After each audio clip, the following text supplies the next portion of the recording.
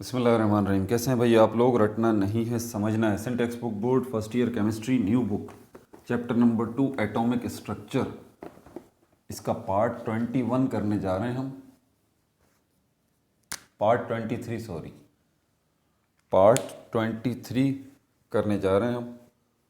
बड़ी वीडियो है क्योंकि इसके बाद हम करेंगे इस चैप्टर की एक्सरसाइज, जिसमें एमसीक्यूज़ हैं, शॉर्ट क्वेश्चन आंसर हैं, लॉन्ग क्वेश्चन आंसर हैं और न्यूमेरिकल्स हैं। ठीक है, तो थियोरिटिकली ये इस चैप्टर का लास्ट लेक्चर है। उसके बाद एक्सरसाइज के लेक्चर होंगे और ये चैप्टर तमाम हो जाएगा। इसके अंदर हम कौन कौन से टॉपिक डिस्कस करेंगे? इलेक्ट्रॉनिक कॉन्फ़िगरेशन, इलेक्ट्रॉन कॉन्फ़िगरेशन, इसको देखेंगे। इलेक्ट्रॉन कॉन्फ़िगरेशन क्या होती है और starting 30 elements of periodic table, periodic table के स्टार्ट के जो 30 एलिमेंट हैं, इंशाल्लाह उसकी जो है वो हम इलेक्ट्रॉनिक कॉन्फ़िगरेशन भी करेंगे। कुछ रूल्स हैं इसके अंदर, ठीक है। उन रूल्स को सामने रखते हुए आपने इलेक्ट्रॉनिक कॉन्फ़िगरेशन करनी है, नहीं तो आप इलेक्ट्रॉनिक कॉन्फ़िगरेशन जो है वो गलत कर देंगे। ये रूल शुरू होते हैं पेज नंबर 42, 43। इलेक्ट्रॉनिक कॉन्फ़िगरेशन का टॉपिक है। पॉलीज एक्सक्लूजन प्रिंसिपल है, पहला ये रूल है। उसके बाद ऑफ बोआ प्रिंसिपल है और उसके बाद जो है वो विस वेसर रूल है, N+L। और उसके बाद हुंड्स रूल है ऑफ मैक्सिमम मल्टीप्लिसिटी। ये चैप्टर फिर ख़त्म हो जाएगा। ये चारों रूल्स जो हैं वो आपको जहन में रखने पड़ेंगे, तब जाके आप इलेक्ट्रॉनिक कॉन्फ़िगरेशन सही कर सकते हैं, वरना आप गड़बड़ करेंगे। ठीक है, तो ये चारों रूल भी मैं आपको एक साथ ही बताऊंगा इसी वीडियो के अंदर ही। इलेक्ट्रॉनिक कॉन्फ़िगरेशन और उसके बाद ये रूल्स, चार के चार। अब नाम नहीं लिख रहा मैंने, पढ़ के मैंने आपको बता दिए। प्रैक्टिकली जो रूल इसमें इस्तेमाल होंगे वो एक रूल इस्तेमाल होगा N+L रूल, विस वेसर रूल है ये। ठीक है, एक हमारे पास ये रूल है और उसके बाद हमारे पास जो दूसरा रूल है ऑफ बोआ प्रिंसिपल। पहले ऑफ बोआ प्रिंसिपल आएगा,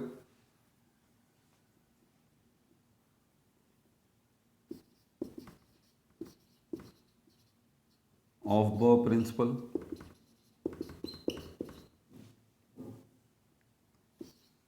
ये आएगा ऑफ बोआ प्रिंसिपल। उसके बाद N+L रूल आएगा, N+L। ये विस वेसर रूल है, विस वेसर रूल है, ये दूसरा रूल है। मतलब टोटल 4 रूल में से जो प्रैक्टिकली इम्प्लीमेंट होंगे ना इसके अंदर, वो ये हैं 2। और उसके बाद Hund's rule of maximum multiplicity है, इसकी थोड़ा अलग से प्रैक्टिस होगी, ये मैं बता दूंगा आपको। तो पहले चलते हैं इलेक्ट्रॉनिक कॉन्फ़िगरेशन की तरफ कि ये क्या होती है। ठीक है, इलेक्ट्रॉनिक कॉन्फ़िगरेशन एक प्रोसेस है। इस प्रोसेस में क्या हो रहा है? इसमें प्लेसिंग हो रही है। प्लेसिंग का मतलब आप रख रहे हैं, रख रहे हैं। क्या रख रहे हैं? इलेक्ट्रॉन्स रख रहे हैं। कहाँ रख रहे हैं आप इलेक्ट्रॉन्स? शेल्स में रख रहे हैं। शेल्स के अंदर कहाँ रख रहे हैं? क्योंकि शेल्स के अंदर भी कुछ चीज़ें होती हैं, सब शेल्स में रख रहे हैं। सब शेल्स के अंदर कहाँ रख रहे हैं? सब शेल्स के अंदर जो है वो ऑर्बिटल्स में रख रहे हैं, ऑर्बिटल्स में रख रहे हैं। तो ये ऑर्बिटल्स फाइनल डेस्टिनेशन होती है किसी इलेक्ट्रॉन की। तो एटम के अंदर इलेक्ट्रॉन्स हैं और एटम के अंदर कहाँ है इलेक्ट्रॉन? शेल्स में। शेल्स में कहाँ है? सब शेल्स में। सब शेल्स में कहाँ है? ऑर्बिटल्स में। शेल्स की तफसीलात starting from 1 K, L, M और N और आगे बढ़ता रहेगा ये। सब शेल्स की तफसीलात S, P, D और F, ये 4 सब शेल्स हैं। समझ में आ रही है बात आपको? और क्या तफसीलात हैं पिछली वीडियोस में मैं बता चुका हूँ ये। तो हम इलेक्ट्रॉनिक कॉन्फ़िगरेशन के अंदर इलेक्ट्रॉन्स को रखने जा रहे हैं। ठीक है, अब जब हम इलेक्ट्रॉन्स को रखने जा रहे हैं तो हमें शेल्स का पता होना चाहिए सबसे पहले। कौन कौन से शेल्स हैं? के है, फिर एल है, फिर एम है, फिर एन है। के शेल के अंदर एक ही सब शेल है एस। एल शेल के अंदर 2 सब शेल हैं एस और पी। एम शेल के अंदर 3 सब शेल हैं एस पी डी। और एन शेल के अंदर 4 सब शेल हैं एस पी डी और एफ। एस के अंदर एक ऑर्बिटल है, ओ आर बी लिख रहा हूँ ऑर्बिटल की जगह पे, ठीक है। फिर आप आ जाएं एल की तरफ, तो एल में दोबारा एस आ जाएगा, तो इसका एक ऑर्बिटल और पी के 3 ऑर्बिटल, तो टोटल 4 ऑर्बिटल आ जाएंगे के में, सॉरी एल में टोटल 4 ऑर्बिटल आ जाएंगे, 3 पी के और 1 एस का। फिर एम की तरफ चलेंगे तो एक ऑर्बिटल एस का, 3 ऑर्बिटल पी के और 5 ऑर्बिटल डी के। इस तरह अगर हम देखेंगे कि एम के अंदर टोटल हमारे पास ऑर्बिटल्स कितने आ रहे हैं, तो 5 और 3 8 और 1 9 ऑर्बिटल्स जो हैं वो आएंगे किसके अंदर? एम के अंदर। और उसके बाद एन को अगर देखें तो इसके अंदर एस सब शेल भी है, पी भी है, डी भी है और एफ भी है।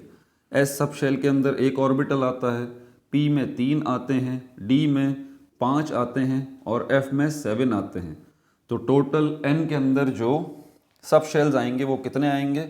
1 और 3 4, 4 और 5 9, 9 और 7 16, यानी कि 16 ऑर्बिटल्स आएंगे। ये बात आपको पता होनी चाहिए। अब आगे चलते हैं। ऑर्बिटल्स की तफसीलात जब हमें पता चल गई तो ऑर्बिटल्स के अंदर जो है वो इलेक्ट्रॉन रखे जाते हैं। एक ऑर्बिटल के अंदर सिर्फ 2 इलेक्ट्रॉन आ सकते हैं, 2 इलेक्ट्रॉन आ सकते हैं। तो अगर हम के शेल के अंदर देखें, उसके अंदर एस सब शेल है, उसमें एक ही ऑर्बिटल है, मतलब इसमें 2 इलेक्ट्रॉन आ सकते हैं। के में 2 इलेक्ट्रॉन आ सकते हैं। जब हम कह रहे हैं के में 2 इलेक्ट्रॉन आ सकते हैं तो अंडरस्टूड है कि के अंदर एस मौजूद है, एस में 2 इलेक्ट्रॉन आ सकते हैं। समझ में आ गई बात? उसके बाद फिर हम एल की बात करते हैं, तो एल में एस मौजूद है, पी मौजूद है। एस में एक ही ऑर्बिटल है, मतलब 2 इलेक्ट्रॉन एस के अंदर आ गए। पी में 3 ऑर्बिटल हैं, 3 ऑर्बिटल हैं तो मतलब कितने इलेक्ट्रॉन हो गए? 6 इलेक्ट्रॉन इसके अंदर आ गए। तो टोटल अगर हम देखें एल के अंदर कितने हमारे पास इलेक्ट्रॉन आ जाएंगे? 2 एस के इलेक्ट्रॉन और 6 पी के इलेक्ट्रॉन, 8 इलेक्ट्रॉन जो है वो एल के अंदर आ जाएंगे। एम की तरफ चलें तो एस पी डी ये सब शेल मौजूद हैं। एस सब शेल के पास एक ऑर्बिटल है जिसमें 2 इलेक्ट्रॉन आ सकते हैं। पी सब शेल के पास 3 ऑर्बिटल हैं, मतलब टोटल 6 इलेक्ट्रॉन आ सकते हैं। और डी सब शेल के पास 5 ऑर्बिटल हैं, मतलब टोटल 10 इलेक्ट्रॉन आ सकते हैं। और अगर पूरा अब हम टोटल करें कि एम शेल के पास कितने इलेक्ट्रॉन आएंगे, तो 2 इलेक्ट्रॉन एस के, 6 इलेक्ट्रॉन पी के, 8 हो गए और 10 इलेक्ट्रॉन डी के, तो ये हो गए हमारे पास टोटल 18 इलेक्ट्रॉन। अब हम चलते हैं एन की तरफ। एन जो शेल है उसके अंदर सब शेल एस है जिसके अंदर एक ही ऑर्बिटल है और एक ऑर्बिटल में 2 ही इलेक्ट्रॉन आ सकते हैं, ये आ गए। पी जो है उसके अंदर 3 ऑर्बिटल हैं, मतलब 6 इलेक्ट्रॉन। डी जो है इसके अंदर 5 ऑर्बिटल, मतलब 10 इलेक्ट्रॉन। और एफ जो है इसके अंदर 7 ऑर्बिटल, मतलब 14 इलेक्ट्रॉन। तो 2 इलेक्ट्रॉन, 6 इलेक्ट्रॉन, 10 इलेक्ट्रॉन और 14 इलेक्ट्रॉन, ये बनते हैं 32 इलेक्ट्रॉन। टोटल 32 इलेक्ट्रॉन एन के अंदर आएंगे। ये बात आपको याद रखनी है, ठीक है। फिर आखिर में एक ज़रूरी बात जो याद रखनी है, वो क्या याद रखनी है कि एक ऑर्बिटल के अंदर, अब आपको ये बात तो पता चल गई कि इलेक्ट्रॉन कहाँ होते हैं? एटम के अंदर होते हैं। एटम के अंदर कहाँ होते हैं? शेल के अंदर होते हैं। शेल के अंदर कहाँ होते हैं? सब शेल्स में होते हैं। सब शेल्स के अंदर कहाँ होते हैं? सब शेल्स के अंदर ऑर्बिटल्स हैं, उनके अंदर होते हैं। ऑर्बिटल को इस तरह से मैं बना सकता हूँ आपकी तसल्ली के लिए, आसानी के लिए। तो एस के अंदर एक ऑर्बिटल आ गया, पी के अंदर 3 ऑर्बिटल आ गए और डी के अंदर 5 ऑर्बिटल आ गए और एफ के अंदर 7 ऑर्बिटल आ गए, 7 ऑर्बिटल आ गए इस तरह से।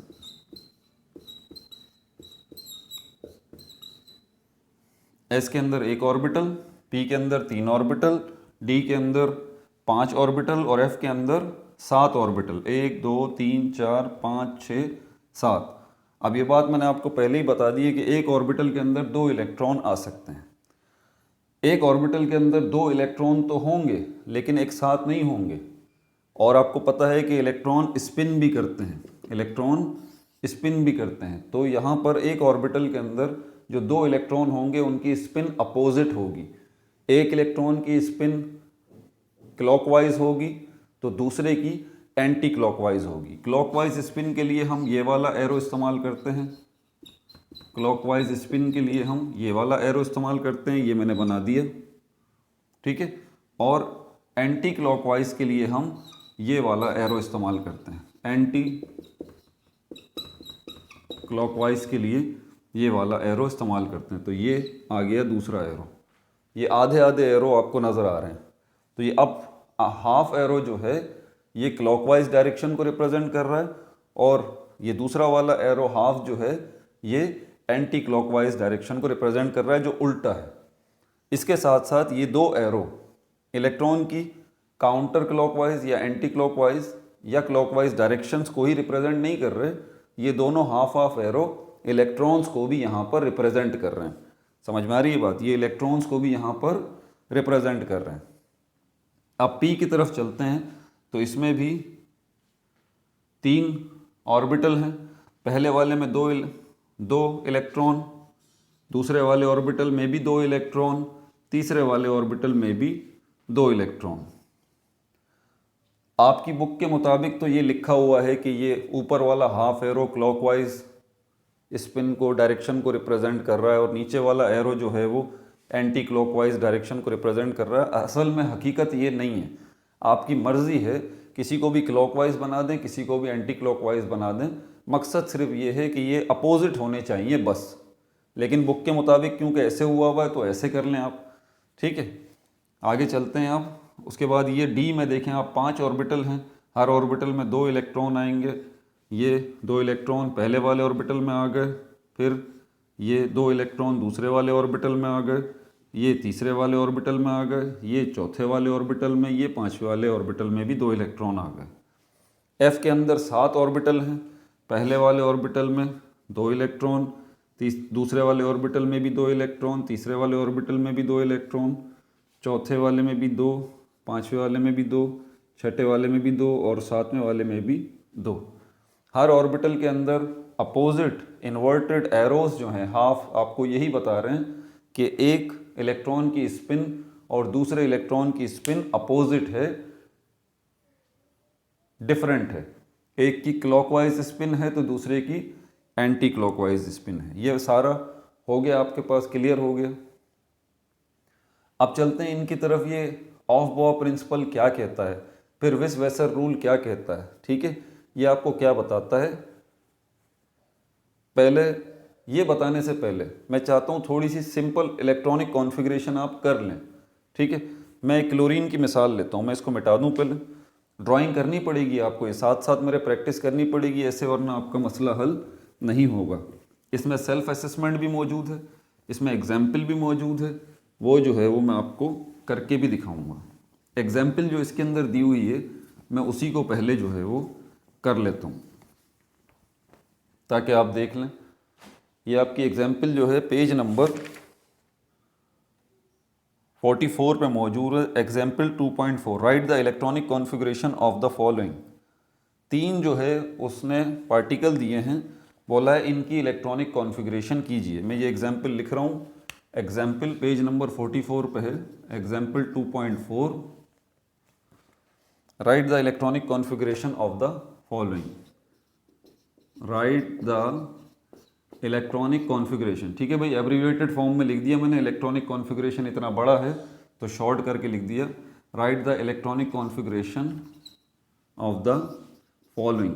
नीचे दिए गए जो मौजूद हैं इनकी इलेक्ट्रॉनिक कॉन्फ़िगरेशन कीजिए। पहले उसने किसको दिया है, उसने सल्फ़र का दिया है, S मतलब सल्फ़र, और ब्रैकेट में उसने उसका एटॉमिक नंबर बताया है 16। फिर दूसरा जो दिया है वो उसने दिया है सोडियम का आयन, जिसका एटॉमिक नंबर, ये सोडियम आयन है, जिसका एटॉमिक नंबर उसने बताया है 11। और तीसरा जो है उसने क्लोराइड का आयन दिया है, जिसका एटॉमिक नंबर उसने बताया है 17। ठीक है भाई, तो इनकी इलेक्ट्रॉनिक कॉन्फ़िगरेशन तीनों की करते हैं हम। पहले सल्फ़र को ले लेते हैं AS, जिसका एटॉमिक नंबर जो है वो 16 है। याद रहे एटॉमिक नंबर की डेफिनेशन है number of proton in an atom, एक एटम के पास प्रोटॉन्स की तादाद।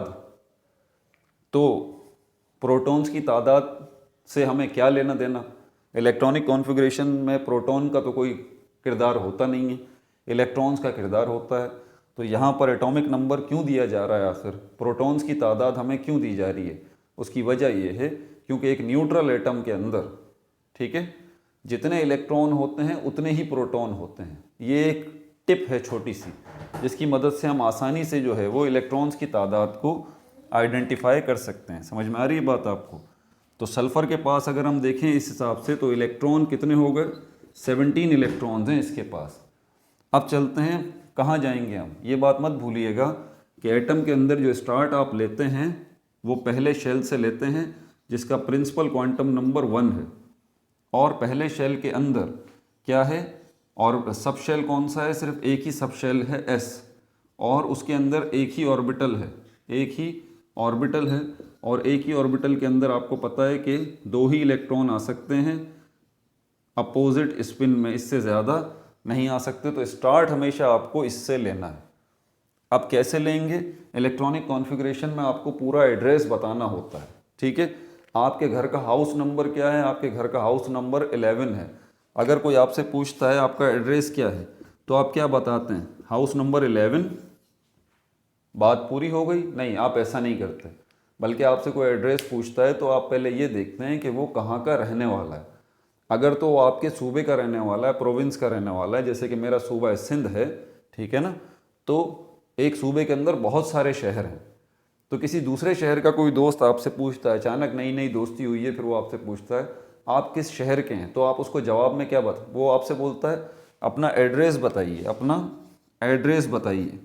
बड़ी अच्छी मिसाल देके आपको समझाने की कोशिश कर रहा हूँ, अपना एड्रेस बता दीजिए। ठीक है, तो आप क्या बताते हैं, मेरे हाउस का नंबर 11 है, माई हाउस नंबर इज़ 11। क्या ये एड्रेस सही होगा?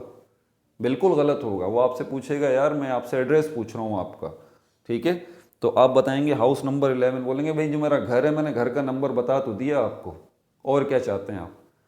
वो बोल रहा है मुकम्मल बात नहीं हो रही। जब एड्रेस की बात की जा रही है, क्योंकि मैं शहर में हूँ, दूसरे शहर में हूँ, तो सबसे पहले मुझे आप सिटी बताइए, सिटी के अंदर जो है वो आप मुझे टाउन बताइए, किस टाउन में है, टाउन के अंदर फिर मुझे आप ब्लॉक बताइए, और ब्लॉक के अंदर फिर आप मुझे अब अपना बताइए हाउस नंबर 11। तो मुझे बात क्लियर होगी, आपको सिटी को बताना है, सिटी में टाउन बताना है, टाउन में ब्लॉक बताना है, फिर हाउस नंबर बताना है। समझ में आ गई बात? तो मैं बताऊंगा तो सिटी मुझसे कोई पूछेगा, मैं बोलूँगा city Hyderabad, town Latifabad, town Latifabad, block A, और हाउस नंबर 11, ये मेरे घर का एड्रेस है। समझ में आ गई बात? तो यहाँ जो आप इलेक्ट्रॉनिक कॉन्फ़िगरेशन कर रहे होते हैं ना, वो आप इलेक्ट्रॉन्स का एड्रेस बता रहे होते हैं। अब इलेक्ट्रॉन्स का एड्रेस जो बताएंगे तो सबसे पहले आप क्या बताएंगे, शेल का बताएंगे कि ये शेल है। फिर क्या बताएंगे दूसरे नंबर पर, ये सब शेल है। फिर क्या बताएंगे, उसके अंदर इलेक्ट्रॉन्स की तादाद बताएंगे। 3 चीज़ें आप बताएंगे, पहले आप शेल का बताएंगे, फिर सब शेल का बताएंगे, फिर तादाद का बताएंगे। ठीक है, जैसे कि मैं यहाँ पर इसका अगर देखूँगा तो सबसे पहले मैं लिखूँगा 1s2, फिर मैं लिखूँगा 2s2 कॉमा लगा के, फिर मैं लिखूँगा 2p6, फिर मैं लिखूँगा कॉमा लगा के 3s, 6 और 2 8 और 2 10 हो गए। तो उसके बाद फिर ये आ गए 2 इलेक्ट्रॉन, फिर मैं आ जाएगा 3p4, अब यहाँ पर क्या है, आप देखें, मैं सारे सल्फर के एटम के अंदर जितने इलेक्ट्रॉन्स हैं ना, मैंने सबका एड्रेस बता दिया है। मैं आपको बताता हूँ, ये जो 1 है, ये 1 है, ये क्या है, शेल का नंबर है, शेल का नंबर है। और आपको पता है शेल के अंदर जो पहला शेल के होता है उसका जो प्रिंसिपल क्वांटम नंबर है वो 1 है, ठीक है।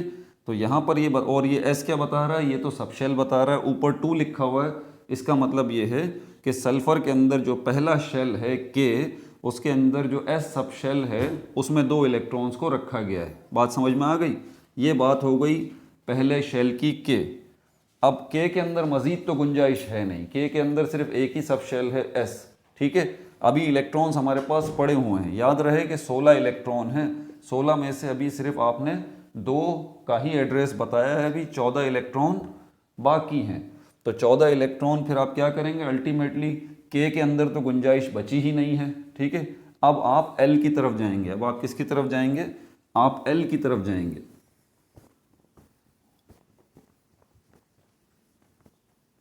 आप एल की तरफ जाएंगे। आपको पता है एल के अंदर 2 सब शेल हैं, एस और पी।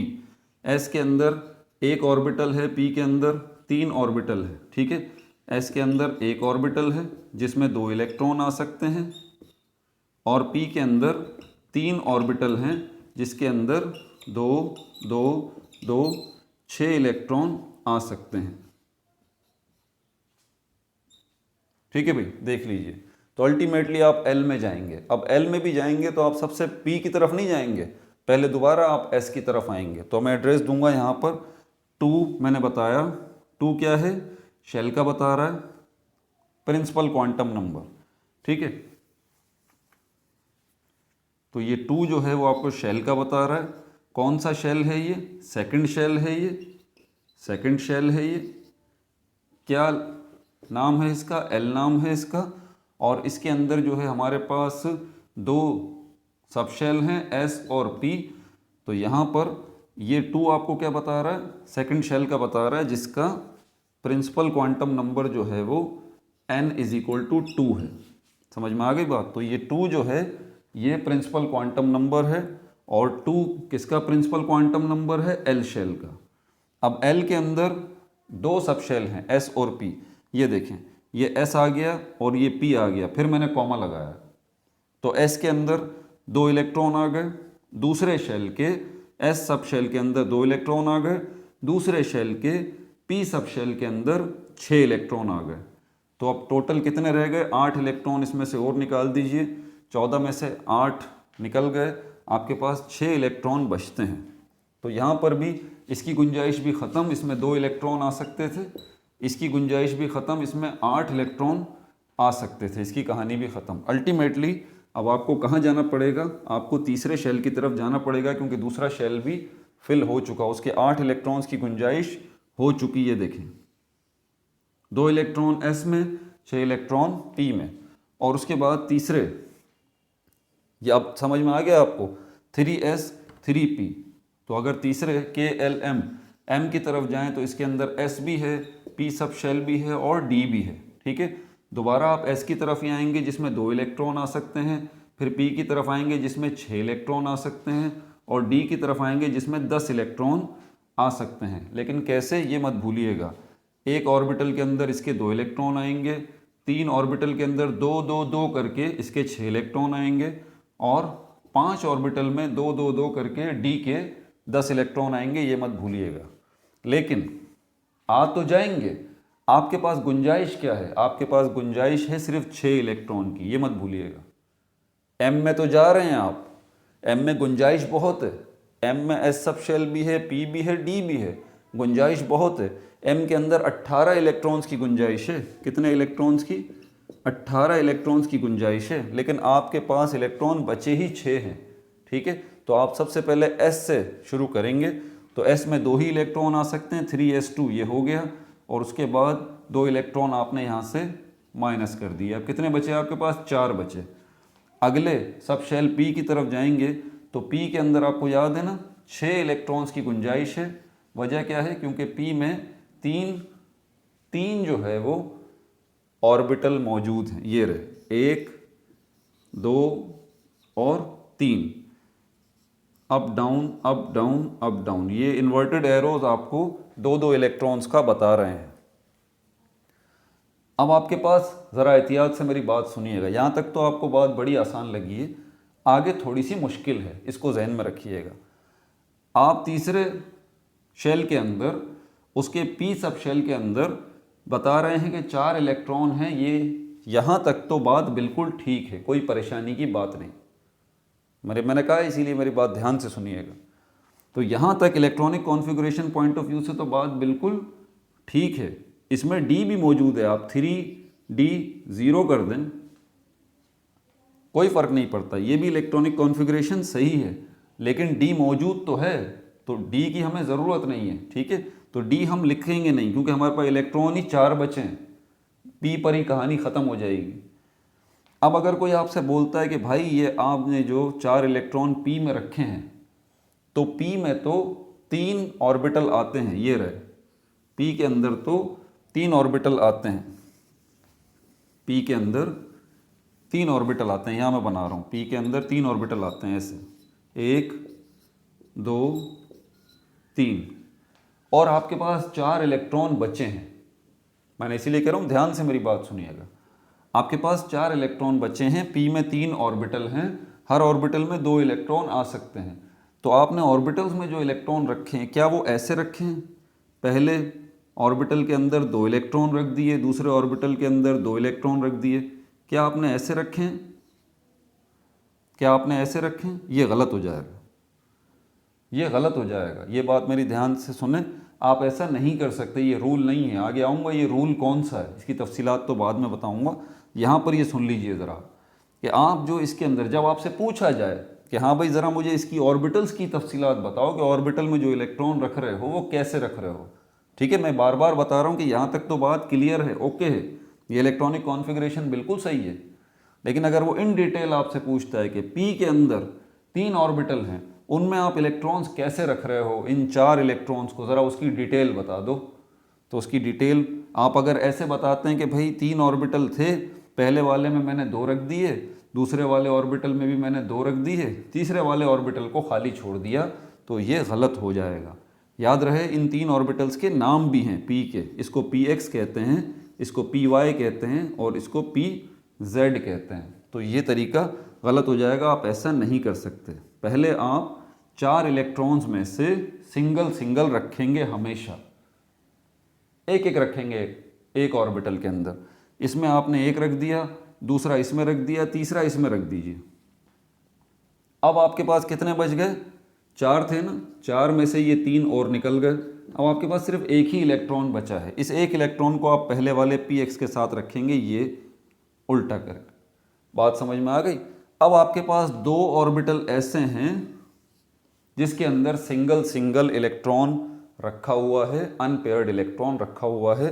वेरी वेरी इंपॉर्टेंट करके इसको ज़रा अपने पास नोट कर लें, ये बहुत अहम बात बताइए, ठीक है। तो ये इलेक्ट्रॉनिक कॉन्फ़िगरेशन सल्फ़र की हो गई, 1s2 2s2 2p6 3s2 3p4। अब मैं थोड़ा स्पीड से इलेक्ट्रॉनिक कॉन्फ़िगरेशन करूँगा, ठीक है ना। ये डिटेल मैंने अभी इसलिए बता दी, फिर दोबारा कह रहा हूँ, ये डिटेल मैंने इसलिए बता दी, अगर कोई आपसे बोलता है कि भाई ज़रा 4 इलेक्ट्रॉन्स की डिटेल बताओ, तब आप ये करेंगे।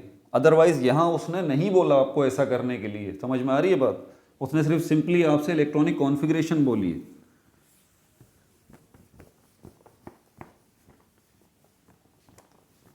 अब हमारे पास जो दूसरा है, बी में क्या मौजूद है, बी में हमारे पास एक आयन मौजूद है, बी में हमारे पास एक आयन मौजूद है, सोडियम आयन, ये रहा सोडियम आयन, इसका एटॉमिक नंबर है 11। आयन और एटम में फ़र्क क्या है, ये सोडियम का एटम है ये सोडियम का आयन है, दोनों में फ़र्क क्या है, इसके पास इलेक्ट्रॉन 11 हैं, प्रोटॉन भी 11 हैं। सोडियम के आयन के पास इलेक्ट्रॉन 10 हैं और प्रोटॉन 11 हैं। समझ में आ गई बात। तो एटम को देखें और आयन को देखें, फ़र्क कहाँ नज़र आता है, इलेक्ट्रॉन में। एक इलेक्ट्रॉन का फ़र्क आ रहा है, एक इलेक्ट्रॉन का फ़र्क आ रहा है इसमें, तो इससे फ़र्क नहीं पड़ता कि इलेक्ट्रॉन का फ़र्क आ रहा है। अब यहाँ पर आप बोल सकते हैं कि सर सोडियम आयन का भी एटॉमिक नंबर 11 है और सोडियम एटम का भी एटॉमिक नंबर 11 है, ये क्या बात हुई भाई? बड़ी आसान सी बात है, आप खुद देख लीजिए। एटॉमिक नंबर का पहला मतलब क्या है? प्रोटॉन्स की तादाद। तो सोडियम एटम के अंदर भी प्रोटॉन की तादाद 11 है, सोडियम आयन के अंदर भी प्रोटॉन की तादाद 11 है। ठीक है, इलेक्ट्रॉन कम ज़्यादा हो जाने से प्रोटॉन की तादाद पे कोई फ़र्क नहीं पड़ता। ठीक है, अच्छा, अब इसकी अगर हम सोडियम आयन की इलेक्ट्रॉनिक कॉन्फ़िगरेशन करेंगे तो पहला इलेक्ट्रॉन कहाँ आएगा? पहले शेल के पहले सब शेल में, और उसमें 2 ही इलेक्ट्रॉन आ सकते हैं, कॉमा। फिर क्या करेंगे, आपके पास, आपको ये याद रखना है कि टोटल इलेक्ट्रॉन में से 2 निकल गए, 2 निकल गए, 9 बचे। अब आप दूसरे शेल की तरफ जाएंगे, सेकंड शेल की तरफ, सेकंड शेल की तरफ जाएंगे, उसके पहले सब शेल की तरफ जाएंगे, 2 और इलेक्ट्रॉन रख देंगे, 2 और माइनस कर दें, 7 इलेक्ट्रॉन बच जाते हैं आपके पास। ठीक है, ये मत भूलना है कि इसके पास, सोडियम आयन के पास इलेक्ट्रॉन 10 हैं, 11 नहीं है। सोडियम का एटम नहीं है ये, सोडियम का आयन है, ये मत भूलिएगा, 10 इलेक्ट्रॉन है।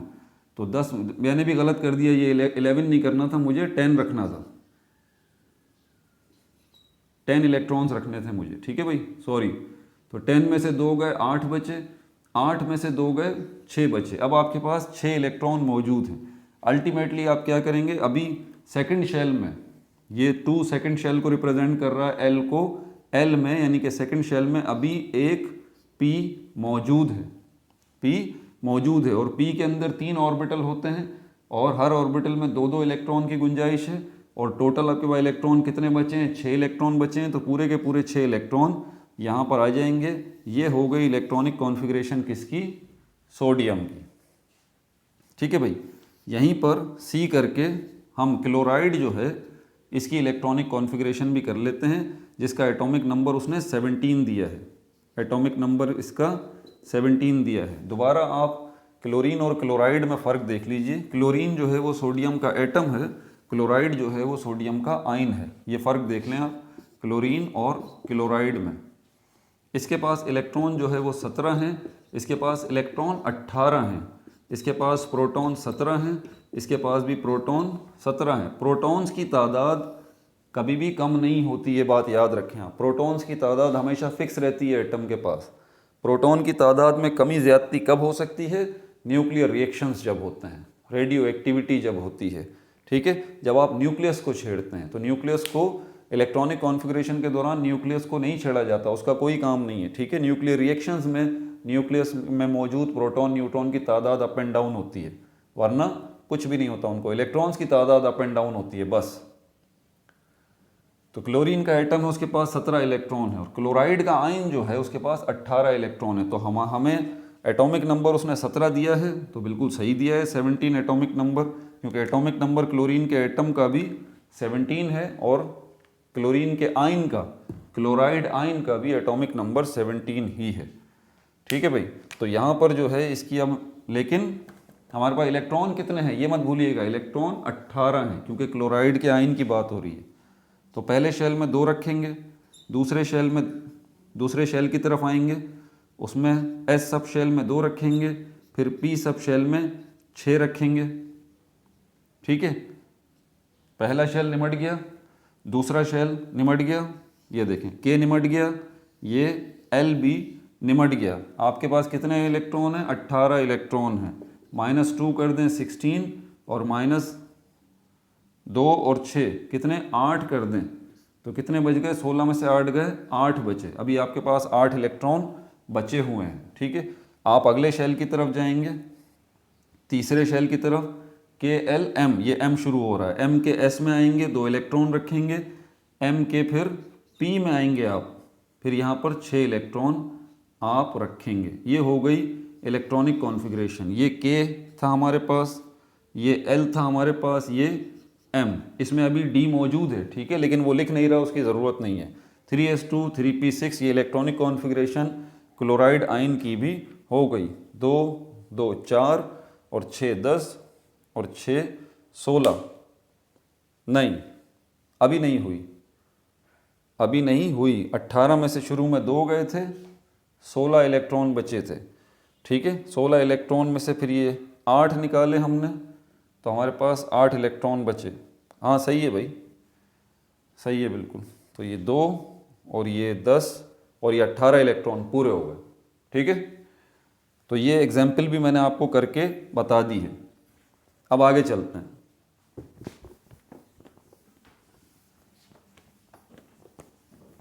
अभी याद रहे कि मैंने इन रूल्स को डिस्कस नहीं किया है, मैंने इन रूल्स को डिस्कस नहीं किया है। हमारे पास जो क्लोराइड का आयन है, हो सकता है उसके अंदर कोई गड़बड़ हो गई हो। क्लोराइड का आयन है, सोडियम का आयन है, और कौन सा है? आप बोल रहे हैं, क्या बोल रहे हैं सर? अभी आपने कहा है कि इलेक्ट्रॉनिक कॉन्फ़िगरेशन उसकी निमट गई, उसमें गड़बड़ भी हो सकती है, ये क्या बात कर रहे हैं? तो फिर गड़बड़ वाला काम हमें क्यों करवाया? गलत काम हमें क्यों करवाया? गलत इलेक्ट्रॉनिक कॉन्फ़िगरेशन हमें क्यों करवाई? परेशान नहीं हो, कोई मकसद है, कोई वजह है। ज़रूरी थोड़ी है गलत हो, सही भी हो सकते हैं। ये रूल तो अभी रहते हैं ना, ये रूल तो अभी रहते हैं। इन रूल्स को ही तो यूटिलाइज करेंगे हम, ज़रा चेक करेंगे क्या वाकई हमने जो इलेक्ट्रॉनिक कॉन्फ़िगरेशन की है इन रूल्स के मुताबिक भी है या नहीं है। पहले ऑफ बोआ प्रिंसिपल को देख लें।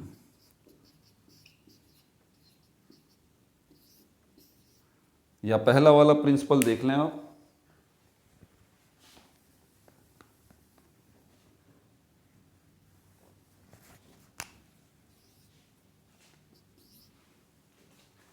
आपकी बुक का पहला प्रिंसिपल। अब मैं इसकी तरफ आ रहा हूँ। यहाँ पर पॉलीज एक्सक्लूजन प्रिंसिपल ये है हमारे पास, इसको ज़रा सुन लें और इसकी हिदायत पे क्या कह लें कि ये पॉली जो है वोल्फगैंग पॉली, ये आपको क्या बता रहे हैं? इसमें जो डिटेल है ना कि 1925 में बताया इनका नाम वोल्फगैंग पॉली था। इवन ये कि इसके अंदर जो स्टेटमेंट लिखी हुई है इसके रूल की, मैं वो भी नहीं लिख रहा, मैं in short to the point उसकी बात बता दूंगा कि वो आपसे बोलना क्या चाह रहा है, बाकी बात वही होगी जो वो बोल रहा है। ठीक है, तो पॉली एक्सक्लूजन प्रिंसिपल कहलाता है ये, पॉली एक्सक्लूजन प्रिंसिपल कहलाता है। टू द पॉइंट और आसान सी बात, वोल्फगैंग पॉली कहता है एक इलेक्ट्रॉन के बारे में, a single electron, a single electron, sorry no two electrons, इसको ऐसे करते हैं, no two electrons can have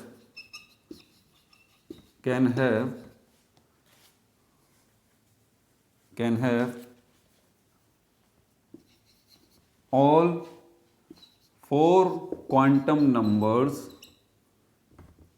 at a time। ये मैंने आसान कर दिया इसको, ठीक है। No two electrons can have all quantum numbers at a time. कोई भी दो इलेक्ट्रॉन जो हैं, कोई भी दो इलेक्ट्रॉन जो हैं वो एट द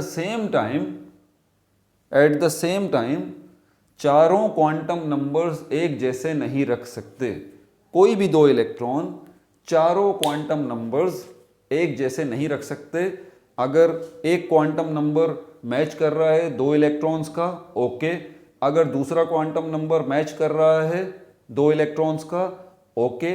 अगर तीसरा क्वांटम नंबर भी मैच कर रहा है दो इलेक्ट्रॉन्स का, ओके। लेकिन चौथा क्वांटम नंबर जो है वो डेफिनेटली डिफरेंट होगा। मिसाल के तौर पर हैदराबाद शहर की ही बात करता हूँ, दोबारा वही एग्जाम्पल लेते हैं। मेरा दोस्त पूछता है आपका एड्रेस क्या है। अब वो मुझसे पूछता है कि यार आप भी जो है वो एड्रेस अपना बताएं और आपके पड़ोस में जो है, आपके बराबर में जो आपका दोस्त है उसका भी एड्रेस बताएं। ज़रा बात को समझिएगा। मेरा दोस्त दूसरे शहर का है, वो मुझसे पूछ रहा है आप अपना एड्रेस बताएं और आपका पड़ोसी जो है आपके बराबर में जो रहता है उसका भी एड्रेस बताएं। वो दो एड्रेस जानना चाहता है, टू एड्रेस जो है वो जानना चाहता है, ठीक है। मैं अपने आप को ए सपोज करता हूँ और मेरा दोस्त जो है वो बी है, तो मैं उसको बताऊँगा यहाँ पर कि भाई मेरा जो शहर है वो हैदराबाद है और उसका टाउन जो है वो लतीफ़ाबाद है और उसका जो ब्लॉक है वो ए है और हाउस नंबर 11 है, हाउस नंबर 11 है, ठीक है। अब बोलता है अपने दोस्त का भी जो है वो एड्रेस बता दीजिए। आप बात को समझ रहे हैं? अब मैं अपने दोस्त का एड्रेस बताऊंगा तो देखें क्या बताऊंगा, शहर तो वही है ना, मेरा दोस्त भी हैदराबाद में ही रहता है, जाहिर सी बात है। टाउन कौन सा है? लतीफ़ाबाद। लतीफ़ाबाद में रहता है। आगे किस ब्लॉक में रहता है? ए ब्लॉक में ही रहता है, मेरे बराबर में ही घर है भाई उसका। उसका हाउस नंबर 12 है, उसका हाउस नंबर 12 है। तो यहाँ पर अगर मैं बात करता हूँ चारों क्वांटम नंबर्स को, प्रिंसिपल क्वांटम नंबर इसके अंदर हमारे पास क्या है? प्रिंसिपल क्वांटम नंबर n है, ठीक है, एजीम्यूथल क्वांटम नंबर l है, और मैग्नेटिक क्वांटम नंबर m है m है, और स्पिन क्वांटम नंबर s है। ये चारों क्वांटम नंबर आपके सामने आ गए। क्वांटम नंबर्स को थोड़ा सा रिकॉल करना पड़ेगा। n जो है वो हमारे पास प्रिंसिपल क्वांटम नंबर है, ये आपको शेल के बारे में बताता है। l जो है वो हमारे पास क्या है? एजीम्यूथल क्वांटम नंबर है, ये आपको शेप ऑफ सब शेल्स, जो सब शेल्स हैं एस पी डी एफ, इनकी शेप के बारे में बताता है, ठीक है। m जो मैग्नेटिक क्वांटम नंबर है ये ऑर्बिटल्स की ओरिएंटेशन बताता है, ऑर्बिटल्स की डायरेक्शन बताता है, या आपको ओरिएंटेशंस बताता है इन स्पेस के अंदर इनकी डायरेक्शन या ओरिएंटेशन कहाँ पर है, ये मैग्नेटिक क्वांटम नंबर। और स्पिन क्वांटम नंबर एक ऑर्बिटल के अंदर एक इलेक्ट्रॉन की स्पिन बताता है। समझ में आ रही है बात आपको? तो यहाँ पर पहला quantum number principal quantum number जो शेल के बारे में बताता है, जिसको हम n से रिप्रेजेंट करते हैं। तो यहाँ पर देख लीजिए, इसकी प्रिंसिपल क्वांटम नंबर 1 है मेरे दोस्त का, और मेरा भी प्रिंसिपल क्वांटम नंबर 1 है। शेल जो है वो एक ही है दोनों का। उसके बाद आगे चलते हैं, शेप ऑफ सब शेल मतलब SPDF। तो यहाँ पर जो है हमारे पास ये जो टाउन है ये रिप्रेजेंट कर रहा है किसको? सब शेल को। हमारे पास पहला सब शेल S है, तो यहाँ पर S जो है इसका भी सब शेल है, मेरा भी S सब शेल है। K हो गया, N का मतलब K के अंदर S सब शेल जिसमें 2 इलेक्ट्रॉन आ सकते हैं, ठीक है, और S के अंदर एक ऑर्बिटल, और एक ऑर्बिटल के अंदर 2 इलेक्ट्रॉन। समझ में आ रही है बात आपको? K के अंदर S के अंदर एक ऑर्बिटल के अंदर 2 इलेक्ट्रॉन। तो यहाँ पर ये K हो गया दोनों का, इसका भी K, n is equal to 1, क्योंकि हैदराबाद शहर है, मेरा भी शहर हैदराबाद है, तो n इज इक्वल टू 1, और K मेरा भी सेम हो गया। उसके बाद हम टाउन की तरफ चलते हैं, तो टाउन भी सेम हो गया। मतलब ये कि हमारा ये जो कौन सा वाला एजीमुथल क्वांटम नंबर है, जिसको मैं L से रिप्रेजेंट कर रहा हूँ, L से, इसकी L की वैल्यू जो है वो 0 होगी, इसकी L की वैल्यू 0 होगी। तो यहाँ पर जो है वो, क्योंकि टाउन हमारा सेम है, उसका भी लतीफ़ाबाद है, मेरा भी लतीफ़ाबाद है, उसका सब शेल जो है वो भी S है, मेरा सब शेल भी जो है वो S है, और इस पॉइंट ऑफ व्यू से एजीमुथल क्वांटम नंबर जो है वो L इज इक्वल टू 0 जो S के लिए होता है उसका भी 0 है, और मेरा भी एजीमुथल क्वांटम नंबर 0 है। तो प्रिंसिपल क्वांटम नंबर भी हमारा सेम हुआ, और एजीमुथल क्वांटम नंबर भी हमारा सेम हुआ। अब चलते हैं मैग्नेटिक क्वांटम नंबर की तरफ। मैग्नेटिक क्वांटम नंबर मेरा 0 है, इसका भी मैग्नेटिक क्वांटम नंबर 0 हुआ। क्यों? क्योंकि वो भी ब्लॉक ए में रहता है, मैं भी ब्लॉक ए में रहता हूँ। अब आगे चलते हैं, फाइनली हमारे पास spin quantum number. Spin quantum number, मेरा स्पिन क्वांटम नंबर जो है वो क्या होगा? क्लॉकवाइज स्पिन चेंज होगा, स्पिन चेंज होगा। और मेरे दोस्त का जो स्पिन क्वांटम नंबर होगा वो क्या होगा? Anti clockwise. आपने देखा ऑर्बिटल एक ही है। अब मैं यहाँ अगर इसको बनाऊं तो हमारा ऑर्बिटल एक ही है हम दोनों का, ऑर्बिटल हमारा एक ही है हम दोनों का। वजह?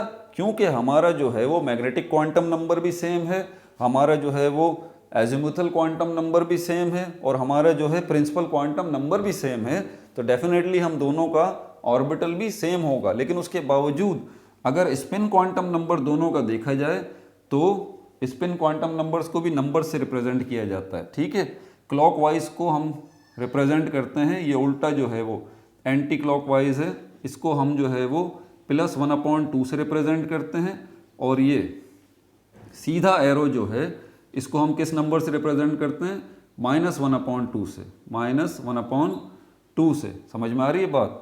और ये क्या है, ये ऊपर की तरफ एरो है, मतलब ये क्लॉकवाइज डायरेक्शन है और इसको रिप्रेजेंट कर रहे हैं -1/2 से। और ये नीचे वाला एरो है, ये क्या है हमारे पास, ये एंटी क्लॉकवाइज डायरेक्शन है और इसको रिप्रेजेंट कर रहे हैं +1/2 से।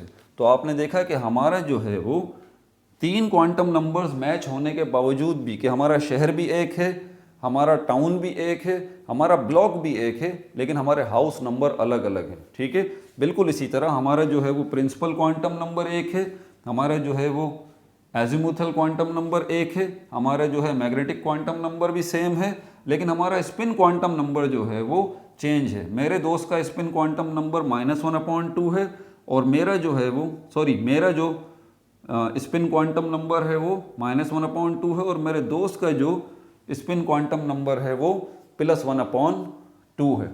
समझ में आ गई बात? तो यही बात जो है वो पॉली कहता है, यही बात तो पॉली कहता है, नो टू इलेक्ट्रॉन्स, कोई भी 2 इलेक्ट्रॉन, एटम के अंदर कोई भी 2 electron can have all 4 quantum numbers at a time. 4 quantum numbers, have मतलब रखता है, कोई भी 2 इलेक्ट्रॉन चारों क्वांटम नंबर्स जो है वो सेम जो है वो नहीं रख सकते। 3 क्वांटम नंबर्स दोनों इलेक्ट्रॉन्स के मैच कर जाएंगे, ठीक है, लेकिन चौथा क्वांटम नंबर वो लाजमी डिफरेंट होगा। यहाँ पर इसने हीलियम की मिसाल दी है। हीलियम के पास आपको पता है 2 ही इलेक्ट्रॉन होते हैं, हीलियम के पास 2 ही इलेक्ट्रॉन होते हैं, ठीक है। और ये 2 इलेक्ट्रॉन जो है वो कहाँ जाएंगे हीलियम के पास? पहले शेल में ही जाएंगे, के में कहाँ जाएंगे? के में एक ही सब शेल होता है, एस में जाएंगे, एस में कहाँ जाएंगे? एस में एक ही ऑर्बिटल होता है, उस एक ही ऑर्बिटल के अंदर ये दोनों जाएंगे, दोनों इलेक्ट्रॉन हीलियम के, ठीक है, 2 ही इलेक्ट्रॉन है इसके पास, उस एक ऑर्बिटल के अंदर चले तो जाएंगे दोनों इलेक्ट्रॉन, लेकिन उनका स्पिन अपोजिट होगा। यहाँ पर इसने ये बात समझाने की कोशिश की है। नीचे इसने क्या बनाया हुआ है, नीचे इसने जो है वो टेबल भी छोटा सा बनाया हुआ है, आप देख सकते हैं, ठीक है भाई। तो ये बात क्लियर हो गई। तो ये सिर्फ पॉली एक्सक्लूजन प्रिंसिपल में ये चीज़ें आपको ज़हन नशीन करनी है, इलेक्ट्रॉनिक कॉन्फ़िगरेशन में ये आपको इसका ख्याल रखना है, ठीक है। लेकिन प्रैक्टिकली जब इलेक्ट्रॉनिक कॉन्फ़िगरेशन आप कर रहे होंगे तब आपको ये पॉली एक्सक्लूजन प्रिंसिपल जो है वो डिस्टर्ब नहीं करेगा, ठीक है, नॉर्मली, ठीक है।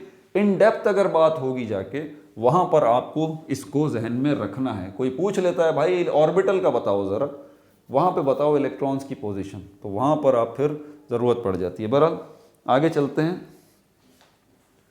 N+L विस वेसर रूल, इसकी तरफ आ जाते हैं।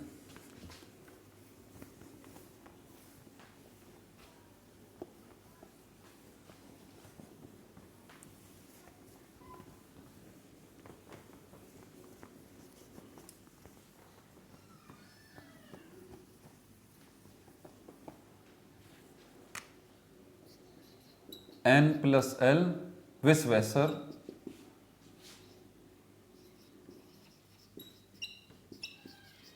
रूल। ये रूल क्या कहता है? एनर्जी का बताता है, एनर्जी का बताता है, energy of orbitals, energy of orbitals का बताता है। Lower energy orbital come first, to the point. अब मैं इसकी स्टेटमेंट लिख रहा हूं, lower energy orbital comes first in electronic configuration. जब भी आप इलेक्ट्रॉनिक कॉन्फ़िगरेशन कर रहे हों तो आपने जिस ऑर्बिटल की एनर्जी लो है ना उसको पहले रखना है, और जिस ऑर्बिटल की एनर्जी ज़्यादा है उसको बाद में रखना है, ठीक है। ये कहता है, और ये आपको पता कैसे चलेगा किस ऑर्बिटल की एनर्जी जो है वो कम है, किस ऑर्बिटल की एनर्जी ज़्यादा है, ये आपको कैसे पता चलेगा? इसके तहत पता चलेगा। ये देखें, ये n जो है ये प्रिंसिपल क्वांटम नंबर है, प्रिंसिपल क्वांटम नंबर है, और ये l जो है ये एजीम्यूथल क्वांटम नंबर है, ठीक है। इन 2 क्वांटम नंबर्स को सामने रख के फिर आप ये बात बता सकते हैं। कैसे बता सकते हैं? वही एग्जाम्पल लेते हैं हम सबसे पहले सल्फर वाली, ठीक है। इसको मिटाता हूँ मैं, इसको अपने पास नोट कर लें। Lower energy orbital comes first in electronic configuration. यहाँ पर मैं ये मिटा दूँ ज़रा, अब इसकी ज़रूरत नहीं है, ताकि मेरे पास स्पेस थोड़ा सा बन जाए। विस वेसर रूल को मैंने छोड़ दिया है ऐसे, इसको भी मिटा देता हूँ। ये लिखा हुआ विस वेसर रूल, इसको देखिएगा और क्या वाकई हमारी इलेक्ट्रॉनिक कॉन्फ़िगरेशन इसके मुताबिक आई है। N+L रूल इसको हम कहते हैं, N+L। एग्जाम्पल 2.4 को दोबारा देखते हैं। अब क्या मौजूद है यहाँ पर, हमारे पास सल्फ़र है जिसका एटॉमिक नंबर 16 है, मतलब 16 इलेक्ट्रॉन है, ठीक है। हमने क्या किया था, 1s2 2s2 2p6, ठीक है। कितने हो गए, 6 और 2 8 और 2 10। फिर तीसरे की तरफ गए, कॉमा, तीसरे की तरफ गए 3s2 और 3p4। ये हमने इलेक्ट्रॉनिक कॉन्फ़िगरेशन की थी। ये पहला शेल हो गया, ये दूसरा शेल हो गया, ये तीसरा शेल हो गया। अब इसके अंदर क्या बोल रहा है, लोअर एनर्जी ऑर्बिटल, ऑर्बिटल की बात कर रहा है वो, किसकी, ऑर्बिटल की। तो यहाँ पर हमारे पास ये पहला ऑर्बिटल है, ये दूसरा ऑर्बिटल है, ये तीसरा ऑर्बिटल है, ये चौथा ऑर्बिटल है और ये पांचवा ऑर्बिटल है। तो क्या ये जो ऑर्बिटल हमने रखे हैं ये सही हैं? क्या ऐसा तो नहीं हुआ हमसे कि 2s ऑर्बिटल जो है उसकी एनर्जी कम हो और 1s ऑर्बिटल की एनर्जी ज़्यादा हो? हमने इसको पहले रख दिया, इसको बाद में रख दिया, कहीं ऐसा तो नहीं हो गया? नहीं, ऐसा नहीं करना है। पहले वही ऑर्बिटल आएगा, पहले वही ऑर्बिटल आएगा जिसकी एनर्जी कम होगी, उसके बाद दूसरा ऑर्बिटल आएगा, उसके बाद तीसरा आएगा, चौथा आएगा, पांचवा आएगा, ठीक है। इंक्रीजिंग आगे की तरफ जाएंगे। अब पहला ऑर्बिटल 1s2 अगर हम इसको लें और N+L रूल को अप्लाई करते हैं यहाँ पे, ठीक है।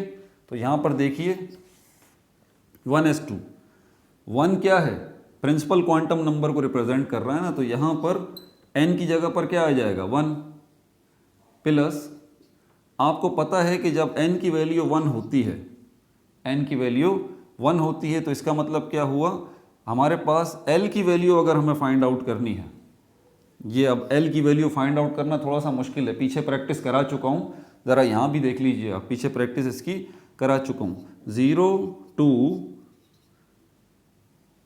n-1 यही होता है मेरे ख्याल में, 0 to n-1 अगर l की वैल्यू हमें फाइंड आउट करनी है, तो l is equal to 0 to n की वैल्यू क्या है हमारे पास, ये 1 है, तो n की जगह पर आपने लिखा 1 - 1, l is equal to 0 to +1 है -1 है, ये कैंसिल हो जाएगा और आपका जवाब क्या आ जाएगा, 0। तो यहाँ पर l की वैल्यू आपके पास 0 आ गई। याद रहे, अगर l की वैल्यू आपके पास 0 आ रही है तो इसका मतलब आपके पास सब शेल कौन सा है, आपके पास s सब शेल है, s सब शेल है आपके पास। और s सब शेल की बात आ गई तो आपको पता होना चाहिए उसके पास एक ही ऑर्बिटल होता है जिसमें हम 2 इलेक्ट्रॉन रख सकते हैं। तो यहाँ पर l की वैल्यू फाइनली हमारे पास क्या आई थी, 0 आई थी, तो यहाँ पर हम 0 रख देते हैं। इसको और आगे लेके जाएं, 1 + 0 क्या जवाब आएगा, 1 आएगा। तो यहाँ पर आपके पास n+L की वैल्यू जो आई है वो 1 आई है, ठीक है। किसके लिए, किसके लिए, इस ऑर्बिटल के लिए, इस ऑर्बिटल के लिए। अब मैं दूसरे ऑर्बिटल को चेक करता हूँ।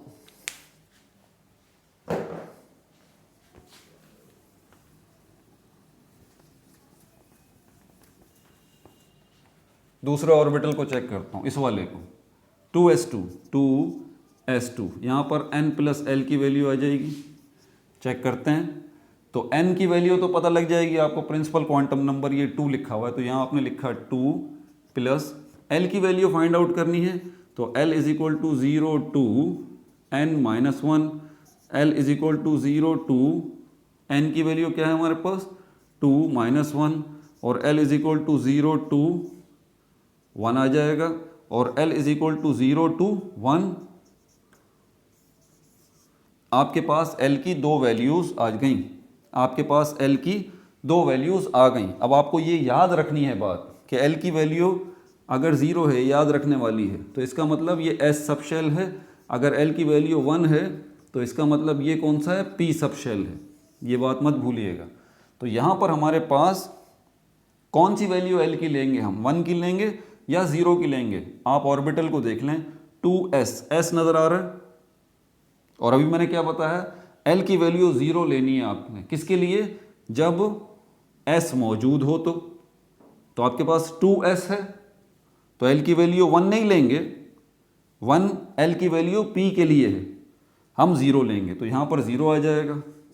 ठीक है, तो क्या जवाब आएगा इसका, 2 + 0 2 जवाब आएगा।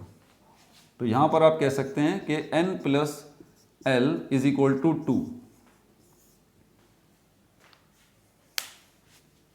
क्या प्रिंसिपल है, ऑफ बोआ प्रिंसिपल। अब बात समझ में आ रही है। ऑफ बोआ प्रिंसिपल ये कहता है कि भाई पहले उस ऑर्बिटल को रखो जिसकी एनर्जी कम है, फिर उस ऑर्बिटल को रखो जिसकी एनर्जी उससे ज़्यादा है, फिर उस ऑर्बिटल को रखो जिसकी एनर्जी उससे ज़्यादा है, फिर उस ऑर्बिटल को रखो जिसकी एनर्जी उससे ज़्यादा है। इस तरह से आपने आगे बढ़ना है, जिसकी सबसे कम एनर्जी हो उस ऑर्बिटल को पहले रखना है। हमने इसकी एनर्जी इसकी कैलकुलेट की थी n + l रूल के ज़रिए, क्या जवाब आया था, 1। हमने फिर उसके बाद इसकी जो है वो इसकी ये रहा, इसकी n + l की वैल्यू हमने कैलकुलेट की, तो क्या जवाब आया, 2। तो इसका मतलब बिल्कुल सही हो गया, कोई परेशानी की बात नहीं है, हमने इलेक्ट्रॉनिक कॉन्फ़िगरेशन इन 2 ऑर्बिटल्स की बिल्कुल ठीक की है।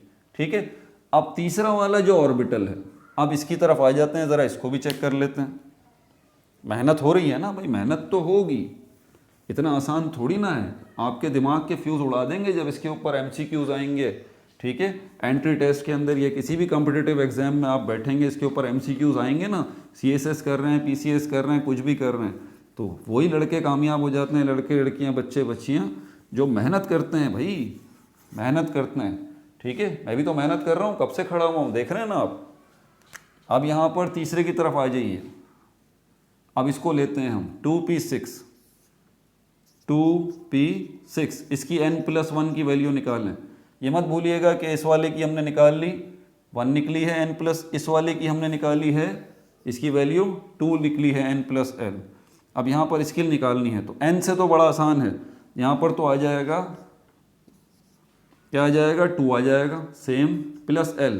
l की वैल्यू निकालना थोड़ा मुश्किल है, फॉर्मूला लगाइए, l बराबर है 0 to n - 1, l = 0 to n की वैल्यू हमारे पास क्या है, 2 - 1, l = 0 to 2 - 1, क्या जवाब आ गया, 1 जवाब आ गया इसका। तो हमारे पास l की 2 वैल्यूज़ आ गई, 0 और 1। अब आप मुझे बताइए ज़रा, l की आप कौन सी वैल्यू लेंगे, 0 लेंगे या 1 लेंगे। p orbit, p subshell है भाई, l की वैल्यू 1 होती है p के लिए, ये याद रख लें। ठीक है, तो यहाँ पर क्या आएगा आपके पास, 1 आएगा, 1 आएगा, तो 2 + 1 = 3 आ गया आपके पास। अब आप चेक कर लीजिए, पहले की एनर्जी लोवेस्ट है, लोवेस्ट एनर्जी देख लें, लोवेस्ट एनर्जी ऑर्बिटल जो है वो ये वाला है, लोवेस्ट एनर्जी 1s2 जो है वो लोवेस्ट एनर्जी ऑर्बिटल है। 1 की वैल्यू निकल रही है n + l की, उसके बाद 2 को देख लें आप, 2s, इसकी वैल्यू जो है वो n + l की वैल्यू 2 निकल रही है। उसके बाद फिर 2p6 को देखें आप, इसकी वैल्यू निकल रही है 3। आगे चलते हैं, इसमें ट्विस्ट है, अभी इतना आसान नहीं है ये, इसमें थोड़ा सा ट्विस्ट है, अभी आगे चलते हैं, एक और चेक करते हैं ना। चौथा ऑर्बिटल भी तो पड़ा हुआ है अभी, चौथा ऑर्बिटल भी पड़ा हुआ है, 3s2, क्योंकि गड़बड़ जो होती है ना वो आखिर के ऑर्बिटल जो है ना, ये लास्ट वाले ऑर्बिटल जो है यहाँ गड़बड़ होती है। उसके बाद फिर यहाँ पर हम देखते हैं 3s2, और जो है ये क्या होगा हमारे पास, इसका n + l रूल अगर हम निकालेंगे तो n की वैल्यू तो 3 आ गई। ठीक है, 3 + l की वैल्यू अगर निकालनी है, l = 0 to ब्रैकेट में n - 1, l = 0 to n की वैल्यू 3 निकली है, तो 3 - 1, l = 0 to 3 में से 1 गया 2, तो 0 से 2 तक जाना है आपने, ये मत भूलिएगा कि 0 और 2 लिख दें बस, नहीं नहीं, उसने कहा है 0 से 2 तक जाइए। तो 0 से 2 तक जाएं तो नंबर लाइन पे 0 1 2 तक ऐसे आप जाएंगे। तो L की वैल्यू आपके पास इस तरह से 0 1 2 3 वैल्यूज़ आएंगी। अब यहाँ पर आप कौन सी लेंगे L की वैल्यू, मैंने बताया था ना, आप देख लीजिए कि आपका सब शेल कौन सा है, आपका सब शेल 3 पे S है, और S के लिए L की वैल्यू 0 होती है, P के लिए L की वैल्यू 1 होती है, ठीक है, ये याद रख लें आप। और D के लिए L की वैल्यू 2 होती है, नोट कर लें इसको अपने पास, ये याद करना पड़ेगा आपको। तो क्योंकि S है तो S के लिए L की वैल्यू हम ये वाली लेंगे, 0 वाली, तो यहाँ 0 आ जाएगा। तो इसका जवाब क्या आएगा 3। यहाँ ट्विस्ट है ना, मैं बताता हूँ कैसे ट्विस्ट है, आगे चलते हैं। तो इसका जवाब क्या आ जाएगा हमारे पास, अरे अरे अरे अरे 2p हो गया, 2s2 2, हाँ 2p वाला मैंने मिटा दिया शायद, अरे अरे अरे सॉरी सॉरी सॉरी। बहरहाल ये चौथे नंबर वाला हो गया, अभी इसको हम कर रहे हैं 3s2 को कर रहे हैं, तो ये चौथे नंबर वाला हो गया, इसकी वैल्यू 3 निकल गई। मैं उसको भी लिखता हूँ ताकि तरतीब में आए, मिटाना नहीं चाहता, तो मेरा ख्याल वो मिट गया मुझसे, उसको मैं लिख लूँ पहले, 1 मिनट रुकिए, क्योंकि उसको अगर लिखूँगा नहीं तो कंपैरिजन कैसे करेंगे हम। यही तो इतनी मेहनत जो कर रहा हूँ आपको, यही चीज़ तो सिखाने के लिए कर रहा था। 2p वाला मैंने मिटा दिया, 2p6, इसकी n प्लस l की वैल्यू क्या निकलेगी, n की वैल्यू 2 है, और p की वैल्यू हमारे पास l के लिए क्या निकलेगी, कौन सी लेंगे, वैसे ही बता दूं 1 लेंगे। तो इसका जवाब क्या आएगा, इसका जवाब 3 आएगा, ठीक है।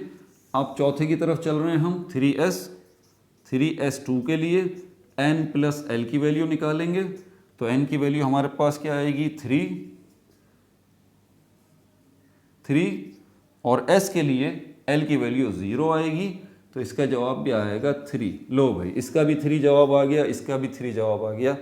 अब क्या करें, n प्लस l की वैल्यू अगर दोनों की बराबर आ जाए, n प्लस l की वैल्यू अगर सेम आ जाए दोनों की, मतलब दोनों की एनर्जी सेम है, आप ऊपर वाले दोनों को छोड़ दें, इन दोनों को देखें, आप इन दोनों को देखें, 2p6 ये रहा, 3s2 ये रहा, इसको मैंने पहले रखा है, इसको मैंने बाद में रखा है।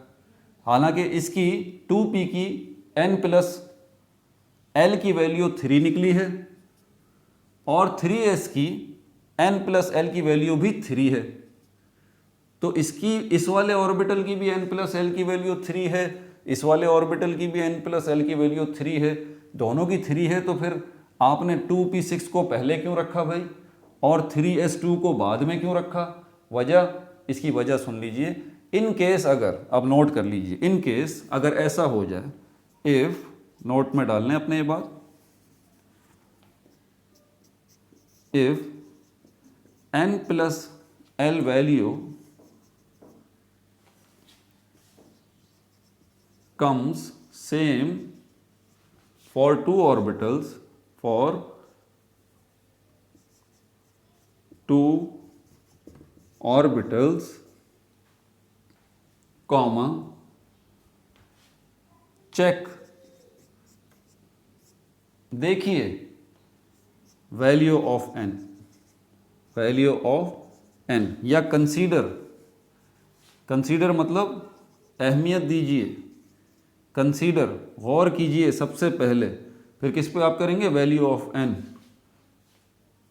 Is greater, greater value of n, greater value of n, greater value of n comes first, comes first. अगर दो ऑर्बिटल की, जैसे कि ये 2p6 से 3s2 है, दोनों की जो है वो n प्लस l की वैल्यू सेम आ जाए, तो आपने क्या करना है, greater value of n comes first, तो आपने ये देखना है कि n की वैल्यू किसकी ज़्यादा है। और अगर हम यहाँ पे देखें, इसकी n की वैल्यू 2 है और इसकी n की वैल्यू 3 है, तो इसकी 3n की वैल्यू आ रही है, इसकी 2n की वैल्यू आ रही है, दोनों का जो है हमारे पास जो है वो, तो ये वाला हमारे पास बाद में आएगा, जिसकी n की वैल्यू ज़्यादा है वो क्या आएगा, वो बाद में आएगा, जिसकी n की वैल्यू कम है वो पहले आएगा। Greater value of, sorry greater नहीं, लेसर वैल्यू,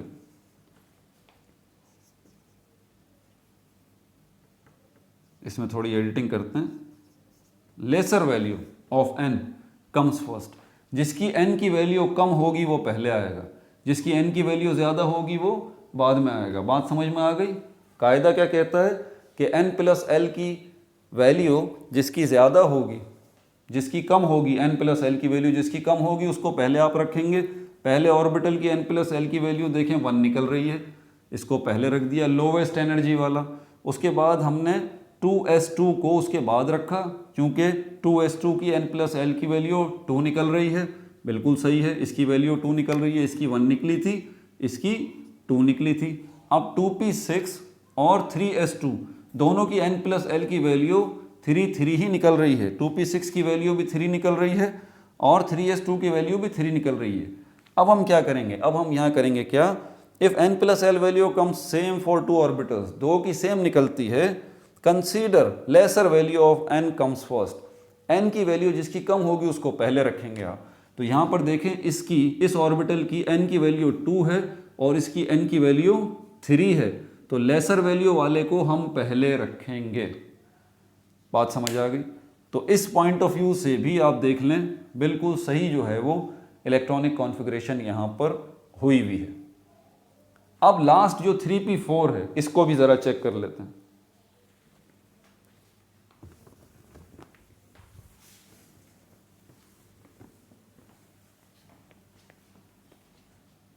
या रहने दें, बस भाई रहने देते हैं। मेरे ख्याल में इलेक्ट्रॉनिक कॉन्फ़िगरेशन का पार्ट 1 कर लें इसको, ठीक है।